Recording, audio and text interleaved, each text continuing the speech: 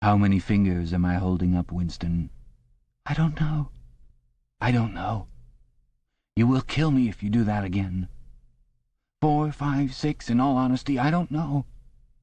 Better, said O'Brien. A needle slid into Winston's arm. Almost in the same instant a blissful, healing warmth spread all through his body. The pain was already half forgotten.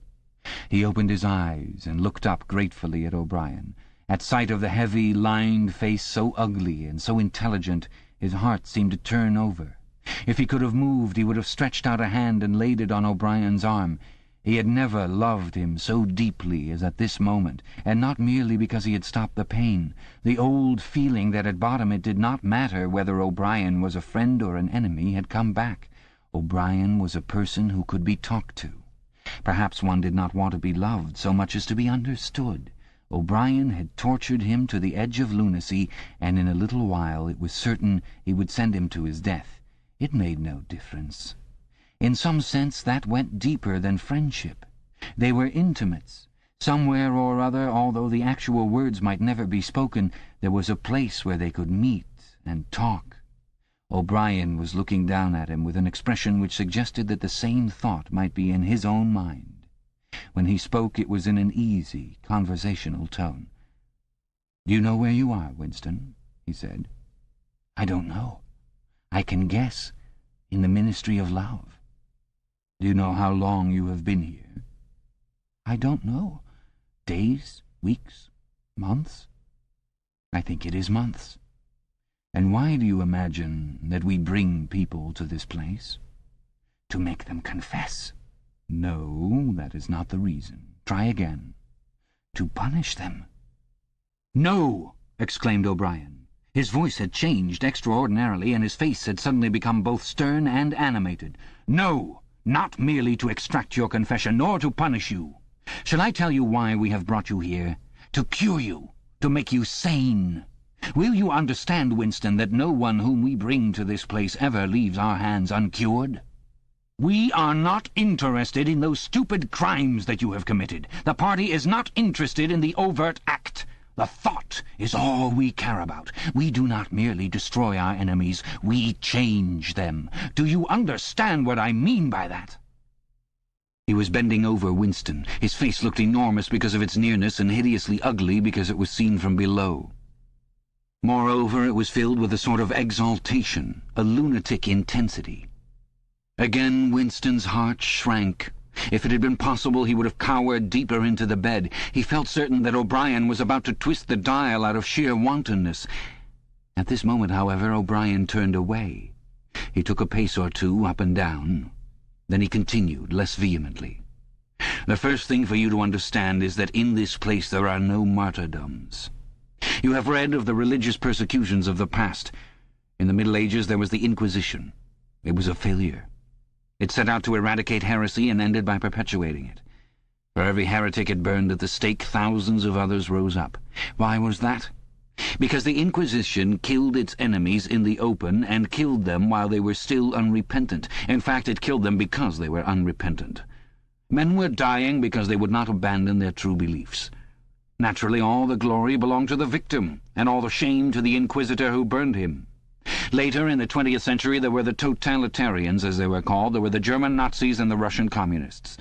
The Russians persecuted heresy more cruelly than the Inquisition had done, and they imagined that they had learned from the mistakes of the past. They knew, at any rate, that one must not make martyrs. Before they exposed their victims to public trial, they deliberately set themselves to destroy their dignity. They wore them down by torture and solitude until they were despicable, cringing wretches, confessing whatever was put into their mouths, covering themselves with abuse, accusing and sheltering behind one another, whimpering for mercy. And yet, after only a few years, the same thing had happened over again. The dead men had become martyrs, and their degradation was forgotten. Once again, why was it? In the first place, because the confessions that they had made were obviously extorted and untrue. We do not make mistakes of that kind. All the confessions that are uttered here are true. We make them true. And above all, we do not allow the dead to rise up against us. You must stop imagining that posterity will vindicate you, Winston. Posterity will never hear of you. You will be lifted clean out from the stream of history. We shall turn you into gas and pour you into the stratosphere. Nothing will remain of you, not a name in a register, not a memory in a living brain. You will be annihilated in the past as well as in the future. You will never have existed. Then why bother to torture me, thought Winston with a momentary bitterness. O'Brien checked his step as though Winston had uttered the thought aloud. His large, ugly face came nearer, with the eyes a little narrowed. "You are thinking," he said, "that since we intend to destroy you utterly so that nothing that you say or do can make the smallest difference, in that case why do we go to the trouble of interrogating you first? That is what you were thinking, was it not?" "Yes," said Winston. O'Brien smiled slightly. "You are a flaw in the pattern, Winston. You are a stain that must be wiped out. Did I not tell you just now that we are different from the persecutors of the past? We are not content with negative obedience, nor even with the most abject submission. When finally you surrender to us, it must be of your own free will. We do not destroy the heretic because he resists us. So long as he resists us, we never destroy him. We convert him. We capture his inner mind. We reshape him.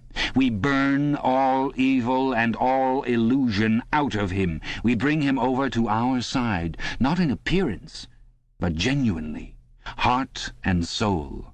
We make him one of ourselves before we kill him. It is intolerable to us that an erroneous thought should exist anywhere in the world, however secret and powerless it may be. Even in the instant of death we cannot permit any deviation. In the old days the heretic walked to the stake, still a heretic, proclaiming his heresy, exulting in it. Even the victim of the Russian purges could carry rebellion locked up in his skull as he walked down the passage waiting for the bullet. But we make the brain perfect before we blow it out. The command of the old despotisms was, "Thou shalt not." The command of the totalitarians was, "Thou shalt." Our command is "Thou art." No one whom we bring to this place ever stands out against us. Everyone is washed clean. Even those 3 miserable traitors in whose innocence you once believed, Jones, Aronson, and Rutherford, in the end we broke them down. I took part in their interrogation myself. I saw them gradually worn down, whimpering, grovelling, weeping. And in the end it was not with pain or fear, only with penitence. By the time we had finished with them, they were only the shells of men. There was nothing left in them except sorrow for what they had done and love of Big Brother. It was touching to see how they loved him. They begged to be shot quickly so that they could die while their minds were still clean. His voice had grown almost dreamy. The exaltation, the lunatic enthusiasm was still in his face. He is not pretending, thought Winston. He is not a hypocrite. He believes every word he says. What most oppressed him was the consciousness of his own intellectual inferiority. He watched the heavy yet graceful form strolling to and fro, in and out of the range of his vision. O'Brien was a being in all ways larger than himself. There was no idea that he had ever had, or could have, that O'Brien had not long ago known, examined, and rejected. His mind contained Winston's mind. But in that case, how could it be true that O'Brien was mad? It must be he, Winston, who was mad. O'Brien halted and looked down at him. His voice had grown stern again. "Do not imagine that you will save yourself, Winston, however completely you surrender to us. No one who has once gone astray is ever spared, and even if we choose to let you live out the natural term of your life, still you would never escape from us. What happens to you here is forever. Understand that in advance. We shall crush you down to the point from which there is no coming back. Things will happen to you from which you could not recover if you lived 1,000 years. Never again will you be capable of ordinary human feeling. Everything will be dead inside you. Never again will you be capable of love or friendship or joy of living or laughter or curiosity or courage or integrity. You will be hollow. We shall squeeze you empty, and then we shall fill you in with ourselves." He paused and signed to the man in the white coat. Winston was aware of some heavy piece of apparatus being pushed into place behind his head. O'Brien had sat down beside the bed so that his face was almost on a level with Winston's. 3,000, he said, speaking over Winston's head to the man in the white coat. Two soft pads, which felt slightly moist, clamped themselves against Winston's temples. He quailed. There was a pain coming, a new kind of pain.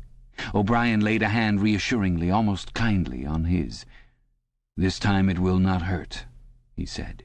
"Keep your eyes fixed on mine." At this moment there was a devastating explosion, or what seemed like an explosion, though it was not certain whether there was any noise. There was undoubtedly a blinding flash of light. Winston was not hurt, only prostrated. Although he had already been lying on his back when the thing happened, he had a curious feeling that he had been knocked into that position. A terrific, painless blow had flattened him out. Also, something had happened inside his head. As his eyes regained their focus, he remembered who he was and where he was, and recognized the face that was gazing into his own. But somewhere or other there was a large patch of emptiness, as though a piece had been taken out of his brain. "It will not last," said O'Brien. "Look me in the eyes. What country is Oceania at war with?" Winston thought. He knew what was meant by Oceania, and that he himself was a citizen of Oceania. He also remembered Eurasia and Eastasia, but who was at war with whom he did not know. In fact, he had not been aware that there was any war. "I don't remember." "Oceania is at war with Eastasia. Do you remember now?" "Yes." "Oceania has always been at war with Eastasia. Since the beginning of your life, since the beginning of the party, since the beginning of history, the war has continued without a break, always the same war. Do you remember that?" "Yes." 11 years ago you created a legend about 3 men who had been condemned to death for treachery. You pretended that you had seen a piece of paper which proved them innocent. No such piece of paper ever existed. You invented it, and later you grew to believe in it. You remember now the very moment at which you first invented it. Do you remember that?" "Yes." "Just now I held up the fingers of my hand to you. You saw 5 fingers. Do you remember that?" "Yes." O'Brien held up the fingers of his left hand with the thumb concealed. "There are 5 fingers there. Do you see 5 fingers?" "Yes." And he did see them, for a fleeting instant, before the scenery of his mind changed. He saw 5 fingers, and there was no deformity. Then everything was normal again, and the old fear, the hatred, and the bewilderment came crowding back again. But there had been a moment, he did not know how long, 30 seconds perhaps, of luminous certainty, when each new suggestion of O'Brien's had filled up a patch of emptiness and become absolute truth, and when 2 and 2 could have been 3 as easily as 5 if that were what was needed. It had faded out before O'Brien had dropped his hand. But though he could not recapture it, he could remember it, as one remembers a vivid experience at some remote period of one's life when one was in effect a different person. "You see now," said O'Brien, "that it is at any rate possible." "Yes," said Winston. O'Brien stood up with a satisfied air. Over to his left Winston saw the man in the white coat break an ampule and draw back the plunger of a syringe. O'Brien turned to Winston with a smile. In almost the old manner he resettled his spectacles on his nose. "Do you remember writing in your diary," he said, "that it did not matter whether I was a friend or an enemy, since I was at least a person who understood you and could be talked to?" "You're right. I enjoy talking to you. Your mind appeals to me. It resembles my own mind, except that you happen to be insane. Before we bring the session to an end, you can ask me a few questions, if you choose." "Any question I like?" "Anything." He saw that Winston's eyes were upon the dial. "It is switched off. What is your first question?" "What have you done with Julia?" said Winston. O'Brien smiled again. "She betrayed you, Winston. Immediately. Unreservedly. I have seldom seen anyone come over to us so promptly. You would hardly recognize her if you saw her. All her rebelliousness, her deceit, her folly, her dirty-mindedness, everything has been burned out of her. It was a perfect conversion, a textbook case. You tortured her. O'Brien left this unanswered. Next question, he said. Does Big Brother exist? Of course he exists. The party exists. Big Brother is the embodiment of the party. Does he exist in the same way as I exist? You do not exist, said O'Brien.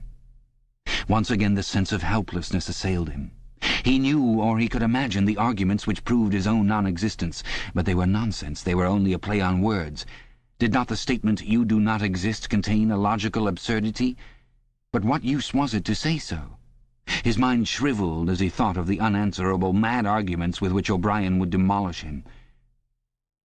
"I think I exist," he said wearily. "I am conscious of my own identity. I was born and I shall die. I have arms and legs. I occupy a particular point in space. No other solid object can occupy the same point simultaneously. In that sense, does Big Brother exist?"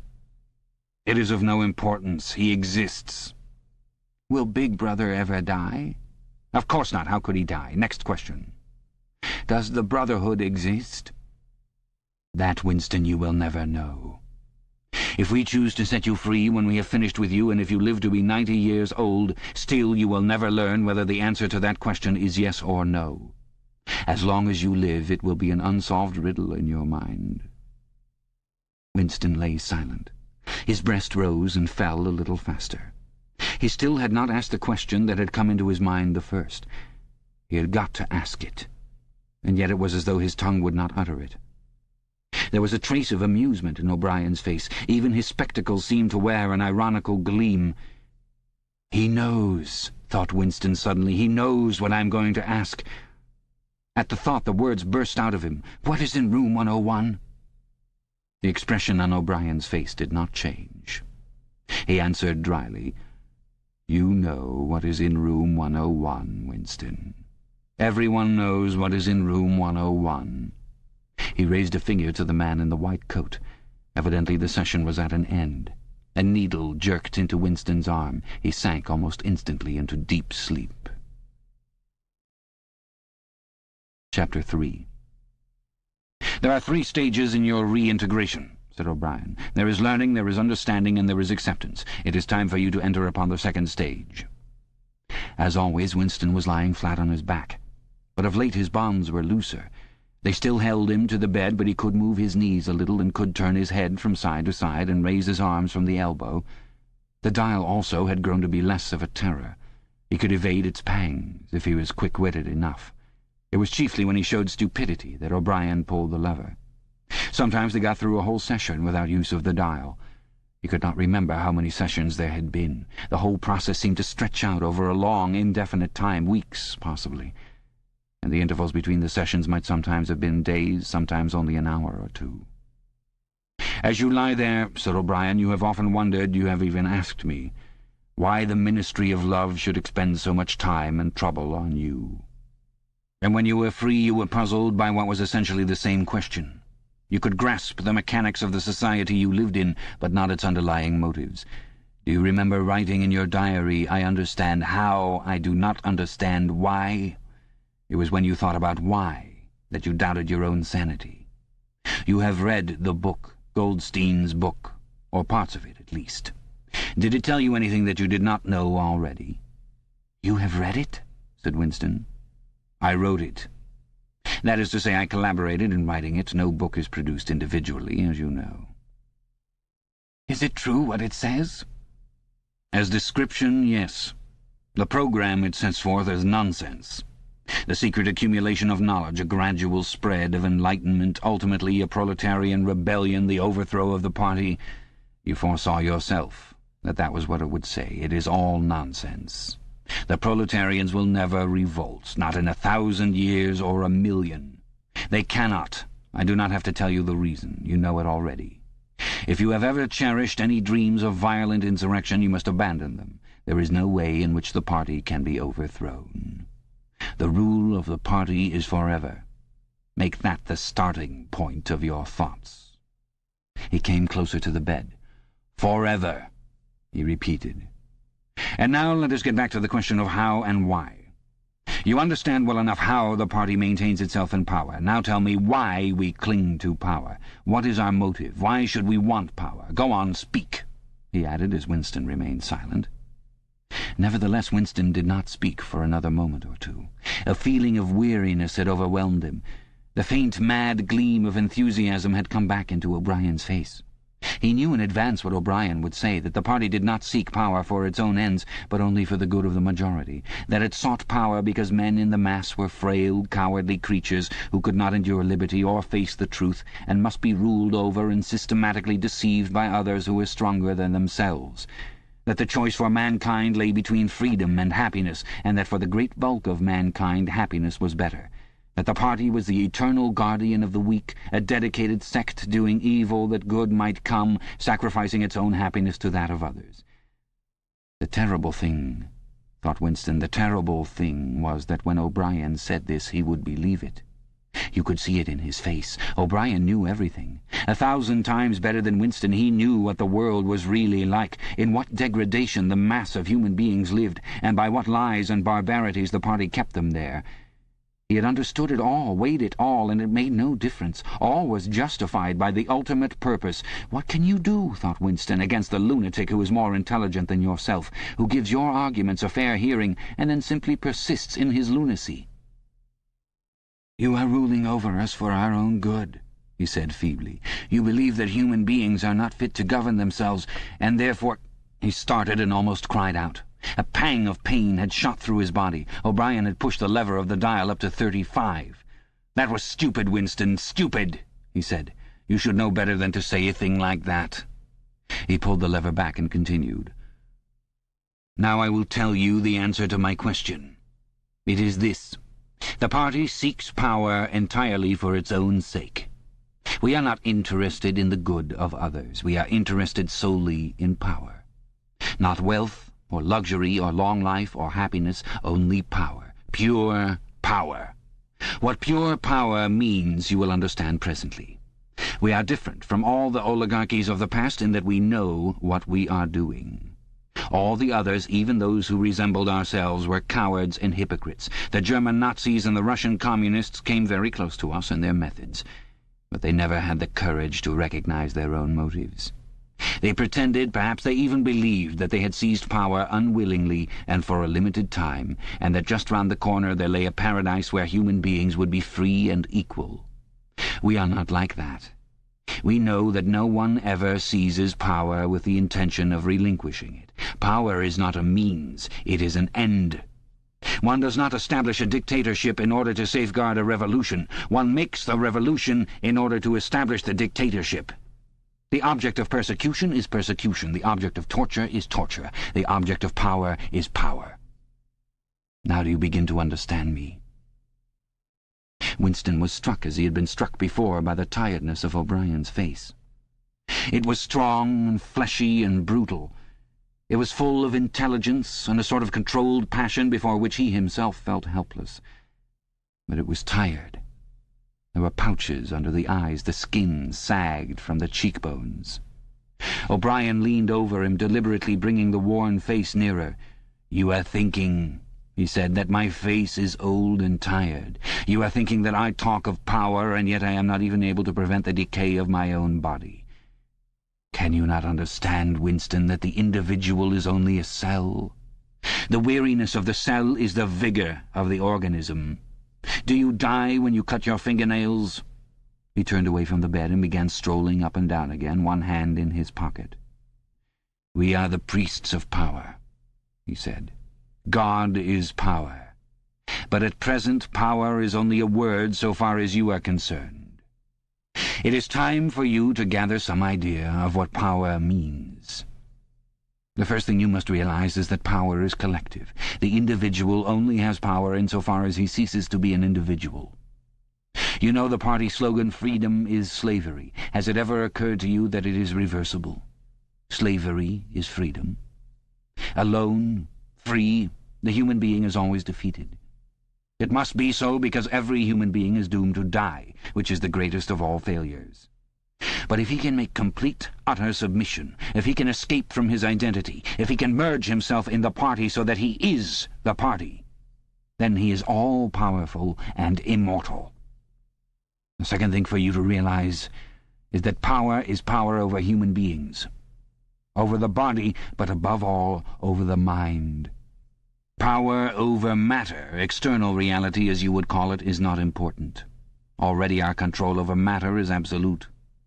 For a moment Winston ignored the dial. He made a violent effort to raise himself into a sitting position, and merely succeeded in wrenching his body painfully. "But how can you control matter?" he burst out. "You don't even control the climate or the law of gravity. And there are disease, pain, death—" O'Brien silenced him by a movement of the hand. "We control matter because we control the mind. Reality is inside the skull. You will learn by degrees, Winston, there is nothing that we could not do. Invisibility, levitation, anything. I could float off this floor like a soap bubble if I wished to. I do not wish to, because the party does not wish it. You must get rid of those 19th century ideas about the laws of nature. We make the laws of nature." "But you do not! You are not even masters of this planet. What about Eurasia and East Asia? You have not conquered them yet." "Unimportant. We shall conquer them when it suits us, and if we did not, what difference would it make? We can shut them out of existence. Oceania is the world." "But the world itself is only a speck of dust, and man is tiny, helpless. How long has he been in existence? For millions of years the earth was uninhabited." "Nonsense. The earth is as old as we are, no older. How could it be older? Nothing exists except through human consciousness." "But the rocks are full of the bones of extinct animals, mammoths and mastodons and enormous reptiles which lived here long before man was ever heard of." "Have you ever seen those bones, Winston? Of course not. 19th century biologists invented them. Before man there was nothing. After man, if he could come to an end, there would be nothing. Outside man there is nothing." "But the whole universe is outside us. Look at the stars.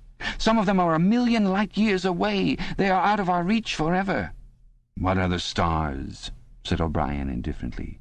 "They are bits of fire a few kilometers away. We could reach them if we wanted to, or we could blot them out. The earth is the center of the universe. The sun and the stars go round it." Winston made another convulsive movement. This time he did not say anything. O'Brien continued as though answering a spoken objection. "For certain purposes, of course, that is not true. When we navigate the ocean or when we predict an eclipse, we often find it convenient to assume that the earth goes round the sun and that the stars are millions upon millions of kilometers away. But what of it? Do you suppose it is beyond us to produce a dual system of astronomy? The stars can be near or distant according as we need them. Do you suppose our mathematicians are unequal to that? Have you forgotten doublethink?" Winston shrank back upon the bed. Whatever he said, the swift answer crushed him like a bludgeon. And yet he knew that he was in the right. The belief that nothing exists outside your own mind, surely there must be some way of demonstrating that it was false. Had it not been exposed long ago as a fallacy? There was even a name for it which he had forgotten. A faint smile twitched the corners of O'Brien's mouth as he looked down at him. "I told you, Winston," he said, "that metaphysics is not your strong point. The word you are trying to think of is solipsism.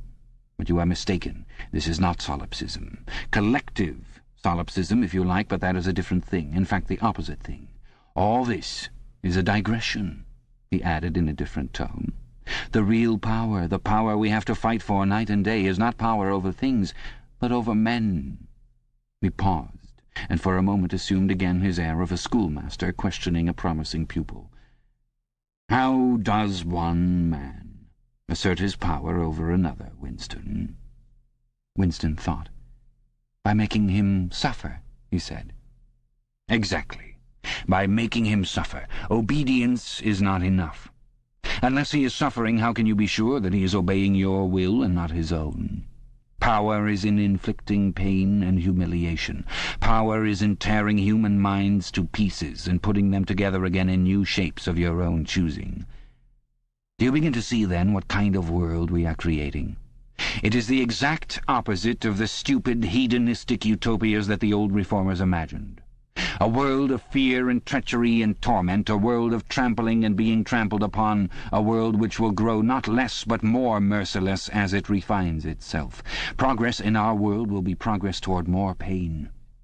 The old civilizations claimed that they were founded on love and justice. Ours is founded upon hatred. In our world there will be no emotions except fear, rage, triumph, and self-abasement. Everything else we shall destroy. Everything. Already we are breaking down the habits of thought which have survived from before the Revolution. We have cut the links between child and parent, and between man, and between man and woman. No one dares trust a wife or a child or a friend any longer. But in the future there will be no wives and no friends. Children will be taken from their mothers at birth, as one takes eggs from a hen. The sex instinct will be eradicated. Procreation will be an annual formality, like the renewal of a ration card. We shall abolish the orgasm.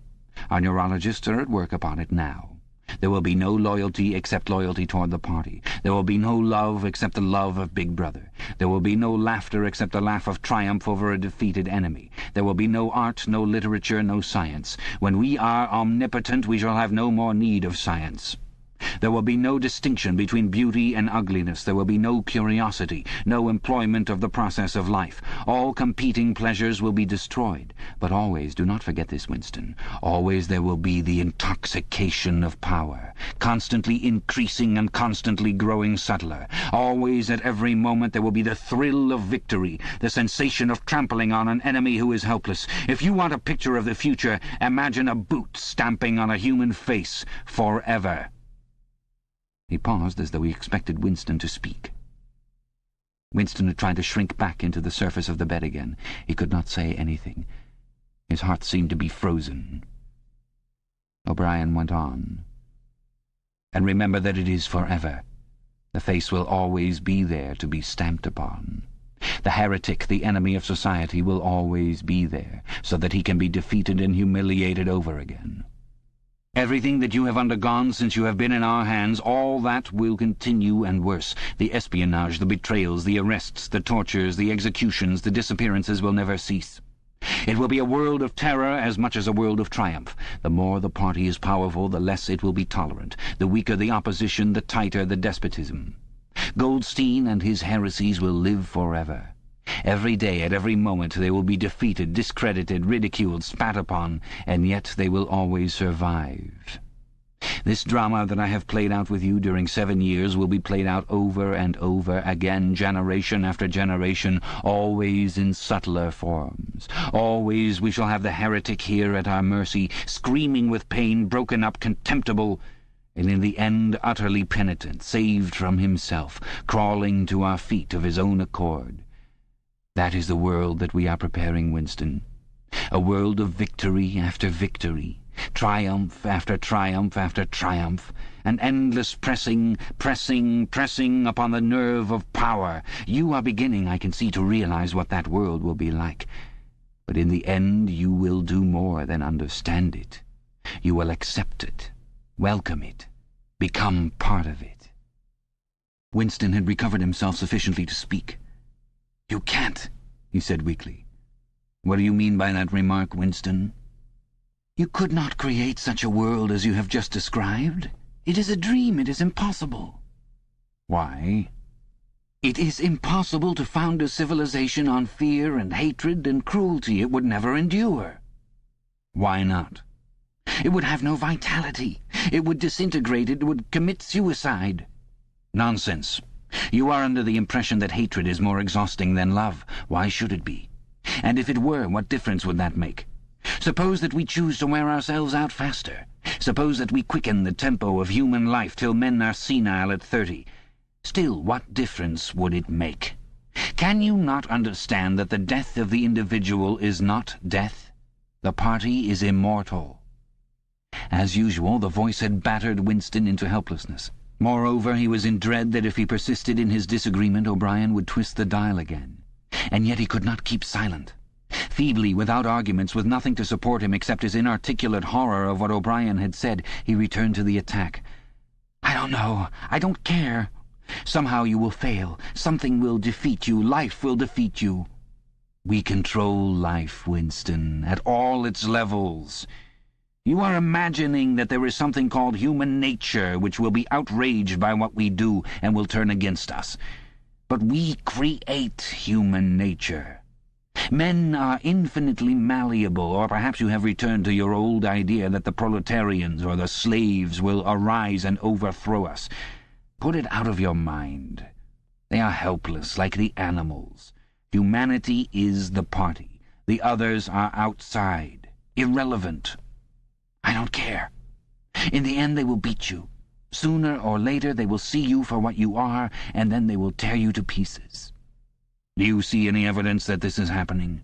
Or any reason why it should? No, I believe it. I know that you will fail. There is something in the universe, I don't know, some spirit, some principle that you will never overcome. Do you believe in God, Winston? No. Then what is it, this principle, that will defeat us? I don't know. The spirit of man. And do you consider yourself a man? Yes. If you are a man, Winston, you are the last man. Your kind is extinct. We are the inheritors. Do you understand that you are alone? You are outside history. You are non-existent. His manner changed, and he said more harshly, "And you consider yourself morally superior to us, with our lies and our cruelty?" "Yes, I consider myself superior." O'Brien did not speak. Two other voices were speaking. After a moment Winston recognized one of them as his own. It was a soundtrack of the conversation he had had with O'Brien on the night when he had enrolled himself in the Brotherhood. He heard himself promising to lie, to steal, to forge, to murder, to encourage drug-taking and prostitution, to disseminate venereal diseases, to throw vitriol in a child's face. O'Brien made a small, impatient gesture, as though to say that the demonstration was hardly worth making. Then he turned a switch, and the voices stopped. "Get up from that bed," he said. The bonds had loosened themselves. Winston lowered himself to the floor and stood up unsteadily. "You are the last man," said O'Brien. "You are the guardian of the human spirit. You shall see yourself as you are. Take off your clothes." Winston undid the bit of string that held his overalls together. The zip fastener had long since been wrenched out of them. He could not remember whether at any time since his arrest he had taken off all his clothes at one time. Beneath the overalls his body was looped with filthy, yellowish rags, just recognizable as the remnants of underclothes. As he slid them to the ground he saw that there was a three-sided mirror at the far end of the room. He approached it, then stopped short. An involuntary cry had broken out of him. "Go on," said O'Brien. "Stand between the wings of the mirror. You shall see the side view as well." He had stopped because he was frightened. A bowed, grey-coloured, skeleton-like thing was coming toward him. Its actual appearance was frightening, and not merely the fact that he knew it to be himself. He moved closer to the glass. The creature's face seemed to be protruded because of its bent carriage. A forlorn jailbird's face, with a knobby forehead running back into a bald scalp, a crooked nose and battered-looking cheekbones above which the eyes were fierce and watchful. The cheeks were seamed, the mouth had a drawn-in look. Certainly it was his own face, but it seemed to him that it had changed more than he had changed inside. The emotions it registered would be different from the ones he felt. He had gone partially bald. For the first moment he had thought that he had gone grey as well, but it was only the scalp that was grey. Except for his hands and a circle of his face, his body was grey all over, with ancient, ingrained dirt.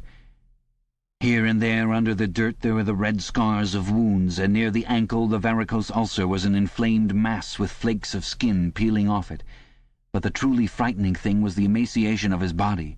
The barrel of the ribs was as narrow as that of a skeleton. The legs had shrunk so that the knees were thicker than the thighs. He saw now what O'Brien had meant about seeing the side view. The curvature of the spine was astonishing. The thin shoulders were hunched forward so as to make a cavity of the chest. The scraggy neck seemed to be bending double under the weight of the skull. At a guess he would have said that it was the body of a man of 60, suffering from some malignant disease. "You have thought sometimes," said O'Brien, "that my face, the face of a member of the inner party, looks old and worn. What do you think of your own face?" He seized Winston's shoulder and spun him round so that he was facing him. "Look at the condition you're in. he said. "Look at this filthy grime all over your body. Look at the dirt between your toes. Look at that disgusting running sore on your leg. Do you know that you stink like a goat? Probably you have ceased to notice it. Look at your emaciation. Do you see? I can make my thumb and forefinger meet around your bicep. I could snap your neck like a carrot. Do you know that you have lost 25 kilograms since you have been in our hands? Even your hair is coming out in handfuls. Look!" He plucked at Winston's head and brought away a tuft of hair. "Open your mouth. 9, 10, 11 teeth left. How many had you when you came to us? And the few you have left are dropping out of your head. Look here!" He seized one of Winston's remaining front teeth between his powerful thumb and forefinger. A twinge of pain shot through Winston's jaw. O'Brien had wrenched the loose tooth out by the roots. He tossed it across the cell. "You are rotting away," he said. "You are falling to pieces. What are you, a bag of filth? Now turn round and look into that mirror again. Do you see that thing facing you? That is the last man. If you are human, that is humanity. Now put your clothes on again." Winston began to dress himself, with slow, stiff movements. Until now he had not seemed to notice how thin and weak he was. Only one thought stirred in his mind, that he must have been in this place longer than he had imagined. Then suddenly, as he fixed the miserable rags round himself, a feeling of pity for his ruined body overcame him. Before he knew what he was doing, he had collapsed onto a small stool that stood beside the bed and burst into tears. He was aware of his ugliness, his gracelessness, a bundle of bones in filthy underclothes sitting weeping in the harsh white light, but he could not stop himself. O'Brien laid a hand on his shoulder, almost kindly. "It will not last forever," he said. "You can escape from it whenever you choose. Everything depends on yourself." "You did it," sobbed Winston. "You reduced me to this state." "No, Winston. You reduced yourself to it. This is what you accepted when you set yourself up against the party. It was all contained in that first act. Nothing has happened that you did not foresee." He paused and then went on. "We have beaten you, Winston. We have broken you up. You have seen what your body is like. Your mind is in the same state. I do not think there can be much pride left in you. You have been kicked and flogged and insulted. You have screamed with pain. You have rolled on the floor in your own blood and vomit. You have whimpered for mercy. You have betrayed everybody and everything. Can you think of a single degradation that has not happened to you?"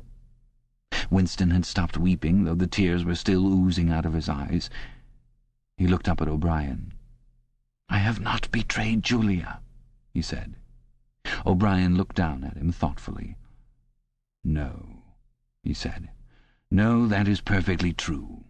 You have not betrayed Julia." The peculiar reverence for O'Brien, which nothing seemed able to destroy, flooded Winston's heart again. How intelligent, he thought, how intelligent. Never did O'Brien fail to understand what was said to him.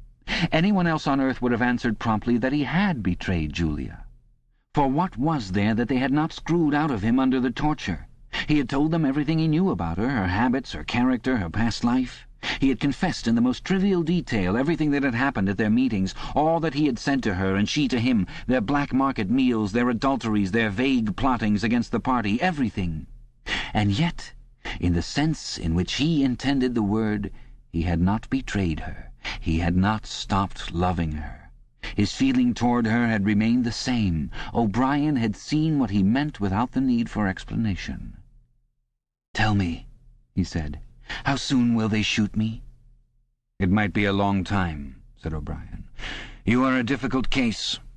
But don't give up hope. Everything is cured sooner or later. In the end we shall shoot you,